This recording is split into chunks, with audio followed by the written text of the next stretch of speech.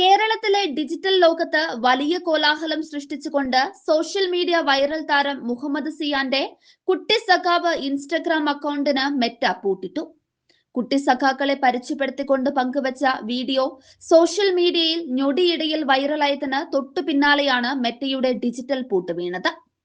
Video post ചെയ്ത് വെറും 24 മണിക്കൂറിനുള്ളിൽ 2 മില്യണിലധികം കാഴ്ചക്കാരെയാണ് കുട്ടി സഖാവ് സ്വന്തമാക്കിയത്.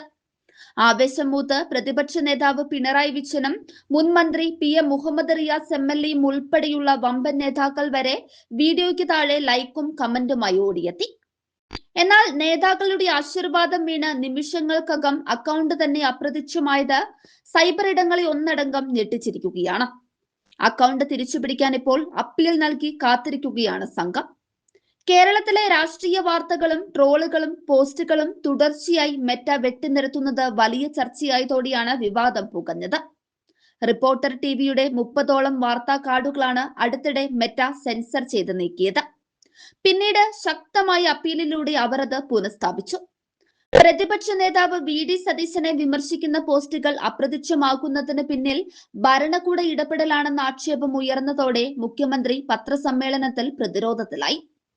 താൻ പറഞ്ഞിട്ടാണ് മെറ്റ ഈ പോസ്റ്റുകളൊക്കെ നീക്കുന്നതെന്ന് പറഞ്ഞാൽ വിശ്വസിക്കാൻ പറ്റുമോ എന്ന് ചോദിച്ച് കൈമലർത്തുകയാണ് മുഖ്യമന്ത്രി ചെയ്തത്.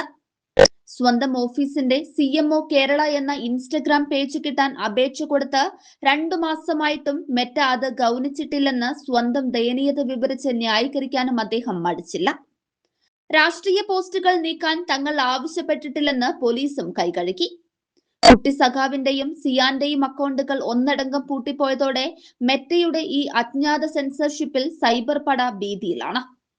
അക്കൗണ്ട് പൂട്ടിയതിന്റെ കൃത്യമായ കാരണം മെറ്റ ഇപ്പോഴും പുറത്തുവിട്ടിട്ടില്ല. കുട്ടികളെ രാഷ്ട്രീയ ഉള്ളടക്കങ്ങൾക്ക് ഉപയോഗിച്ചതാണോ അതോ മാസ് റിപ്പോർട്ടിംഗ് ആണോ വിനയായതെന്ന് വ്യക്തമല്ല. ഏതായാലും മെറ്റയുടെ ഈ കടലാക്രമണത്തിന് മുന്നിൽ എന്ത് ചെയ്യണമെന്നറിയാതെ തലപുകയ്ക്കുകയാണ് പ്രൊഫൈൽ ഉടമകളും പാർട്ടിയും.